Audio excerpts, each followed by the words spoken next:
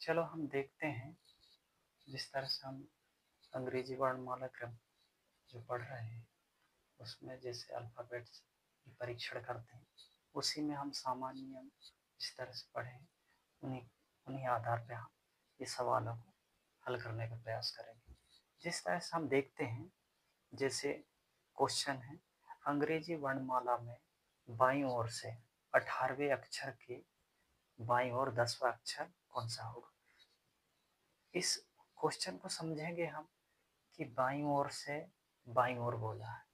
हमने सामान्य नियम में पढ़ा, जब भी अगर बाएं से बायां दाएं से दायां होता है तो हम हमेशा हमेशा घटाते हैं, और जब भी मतलब कि दाएं से बाएं अगर इस तरह दाएं बाएं आता है या दाएं से बाएं आता है तब हम लोग जोड़ते हैं। तो इसमें हम सामान्य नियम देखें तो बाईं से 18वें अक्षर के बाईं 10वां अक्षर कौन सा होगा।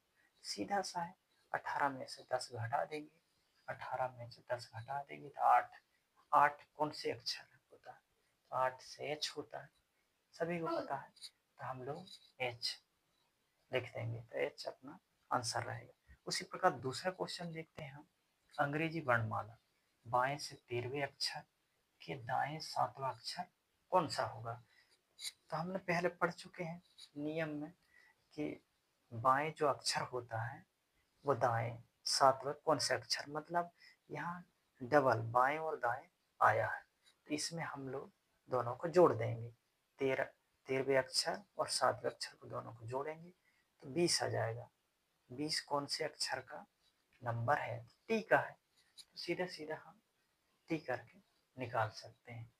इसी प्रकार से हम देखते हैं तीसरा क्वेश्चन।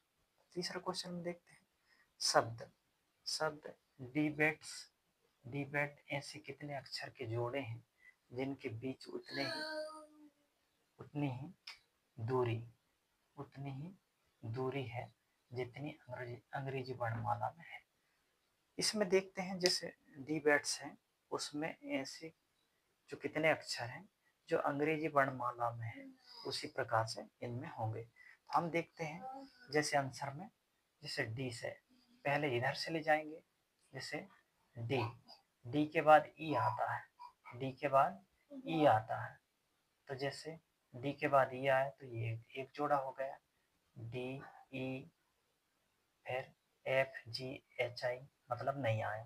फिर ई से ले जाएंगे, ई बी मतलब E F G H I, ये भी नहीं आएगा। बी बी ये भी नहीं आएगा, मतलब बी के बाद C D C D E, तो ये आ गया, मतलब एक ये जोड़ा हो गया, मतलब बी के बाद ये, तो हो गया एक ये हो गया। अब हम ए से ले जाएंगे तो कोई जोड़ा नहीं बनेगा, टी से ले जाएंगे तो कोई जोड़ा नहीं बनेगा, ई से ले जाएंगे तो कोई जोड़ा नहीं बनेगा। अब हम उल्टे से लाएंगे इधर, तो ई के बाद देखते हैं, ई के बाद कौन सा आता है, एफ जी एच आई जे नहीं आया। टी के बाद तो सब छोटी संख्या आएगी ही नहीं, लेकिन ए के बाद बी आ रहा है, तो ये ए के बाद बी आए तो ये हो गए दो अक्षर। इसके बाद हम देखते हैं, तो बी के बाद बी सी डी, मतलब ये आ गया एक जोड़ा। और इसी प्रकार से ई के बाद करेंगे तो नहीं आएगा, डी के बाद भी। तो इस तरह से एक जोड़ा ये बन जाएगा, एक जोड़ा ये बन जाएगा, और 3 जोड़े ये, टोटल मिला के हमको 5 जोड़े प्राप्त होंगे। जैसे ए वाला भी देखेंगे तो ए से देखो, ए बी एक जोड़ा तो ये बन गया, फिर सी डी मतलब एक जोड़ा ये बन गया, ऐसा। तो बी से भी करेंगे तो बी के बाद देखो, बी के बाद सी आता है, सी के बाद डी, तो मतलब बीच में कोई भी अक्षर हो, लेकिन अगर ऐसे चल रहे हैं तो कौन कौन से अक्षर उसी क्रम में पढ़ रहे हैं, मतलब हैं जो अंग्रेजी वर्णमाला क्रम में है। तो इस प्रकार से 5 जोड़े इसमें है। उसी प्रकार हम देखो बी एफ का संबंध डी एस से है, उसी प्रकार एच के का किस प्रकार संबंधित है। तो हम देखो बी और एफ जो है इनका नंबर किससे है, डी, बी के बाद डी है, तो मतलब हम लोग बी के बाद डी है, तो मतलब 2 जोड़ रहे हैं, और एफ के बाद एच, मतलब एफ का नंबर होता है 6 और एच का होता है 8, मतलब 2 का अंतर करके। तो उसी प्रकार एच के का, तो एच में हम 2 जोड़ देंगे तो जी आ जाएगा, और उसी प्रकार के में 2 जोड़ देंगे तो एम आ जाएगा। तो इस तरीके से ये सवाल कर लेंगे। उसी प्रकार कुछ सवाल आते हैं, कुछ सवाल ऐसे जैसे कि एक बार प्रयोग कर अर्थपूर्ण शब्द बनेंगे, जो आंसर मतलब इसमें देखेंगे जैसे एडीआर है, मतलब एक बार प्रयोग करना है और अर्थपूर्ण शब्द बनना चाहिए। तो जैसे एडीआर है तो उसको एडीआर को जैसे देखो डी डियर लिख सकते हैं। डियर का मतलब होता है प्रिय भी होता है, और रीड मतलब पढ़ना होता है। डियर बन सकता है जिसको साहस कहते हैं।